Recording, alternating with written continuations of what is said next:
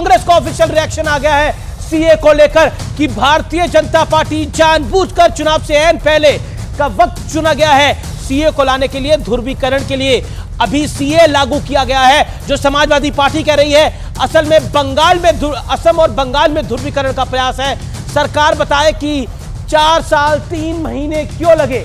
गौरव भाटिया है जो कि ब्रेक से पहले भी एक सवाल पूछने की चेष्टा कर रहे थे, और डॉक्टर अनुराग भदौरिया भी हैं, साजिद रशीदी भी हैं, विवेक जी भी हैं और तौसीफ खान भी हैं। गौरव भाटिया, जयराम रमेश का स्पष्ट रूप से कहना है कि असम और बंगाल में ध्रुवीकरण की कोशिश है, 4 साल 3 महीने का इंतजार क्यों?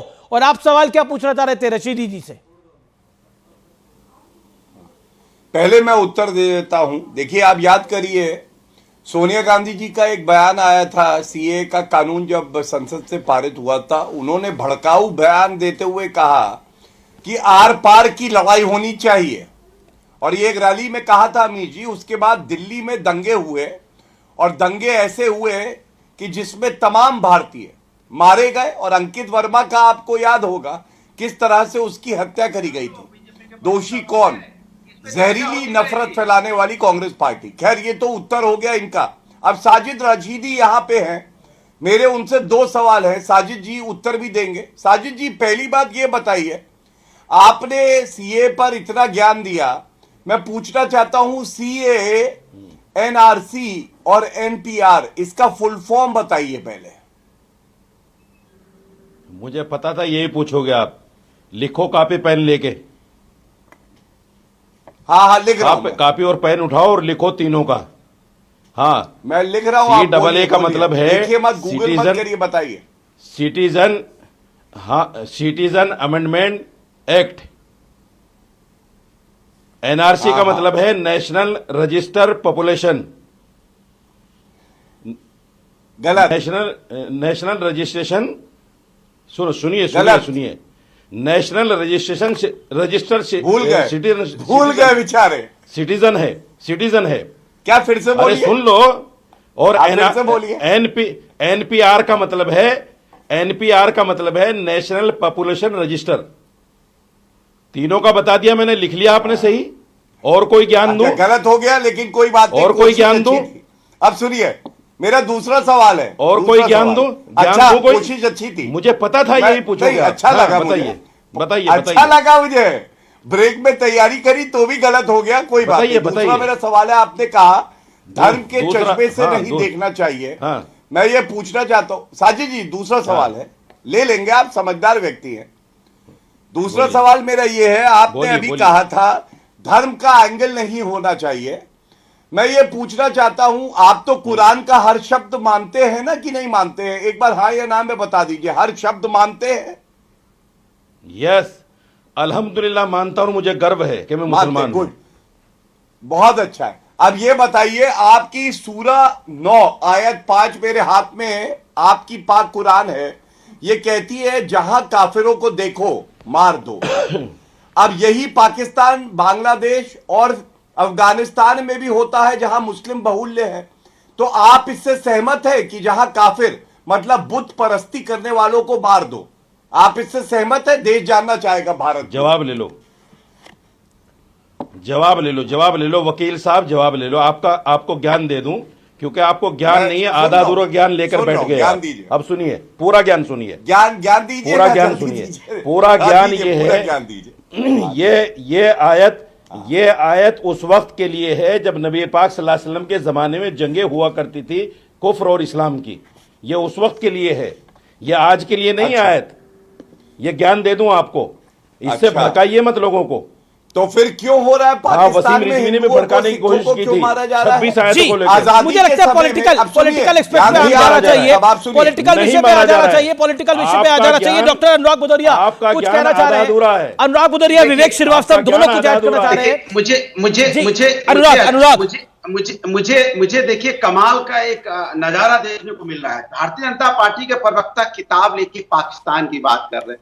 अरे प्रभु, किताब लेके हिंदुस्तान की बात कर लो, हिंदुस्तान के किसान की बात कर लो। तो सीए के साथ है या विरोध में?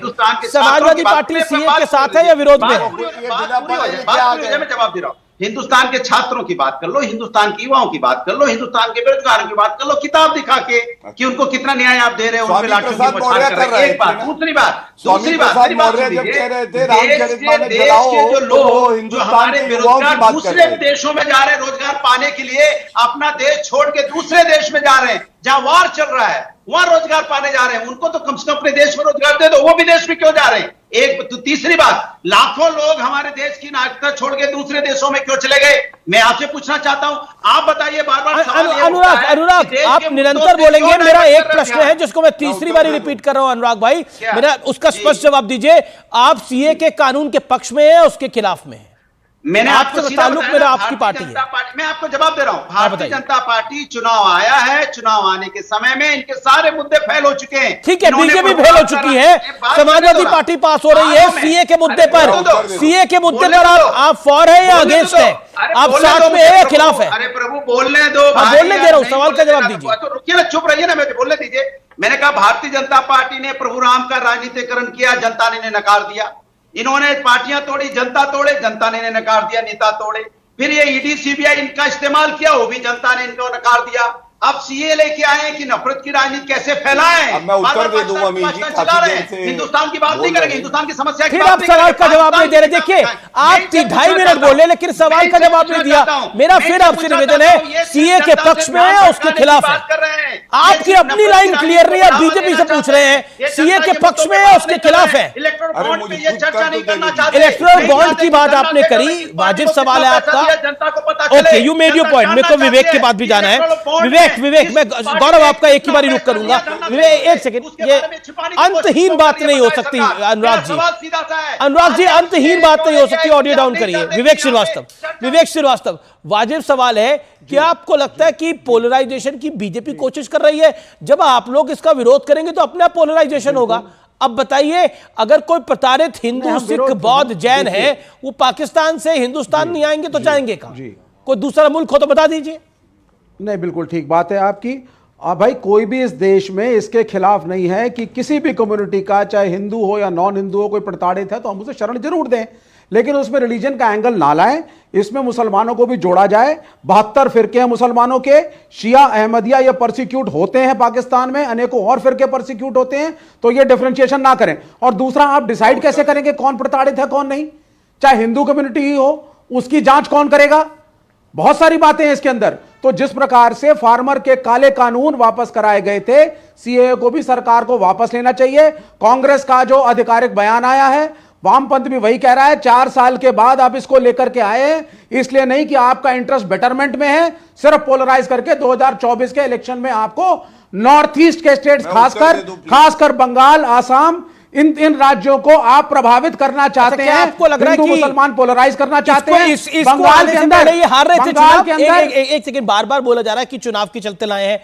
क्या अगर सीए नहीं आता तो बीजेपी चुनाव हार रही थी? अभी तक ओपिनियन पोल क्या कह रहे हैं? नहीं, यह भी एक हथकंडा है। बहुत सारे हथकंडों में से यह भी एक हथकंडा है। है। और बंगाल के अंदर कोई नागरिक नहीं सेलिब्रेट कर रहा। एनडीए को दे रहे हैं।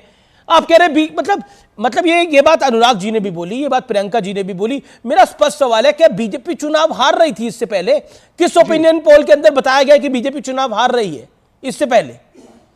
3 राज्यों में चुनाव आए, सीए तो नहीं था, लेकिन सुपर साफ हुआ कांग्रेस का। हर पार्टी नहीं, हर पार्टी जीतना चाहती है। भारतीय जनता पार्टी भी जीतना चाहती है, उनका अधिकार है, इलेक्शन कमीशन में रजिस्टर्ड है उनकी पार्टी, जरूर ट्राई करें। लेकिन अब ये सारे हथकंडे ट्राई कर रहे हैं, राम मंदिर से लेकर के, और ये सीए अब लाया गया है, सब कुछ कोशिश कर रहे हैं। लेफ्ट की एक स्टैंड है।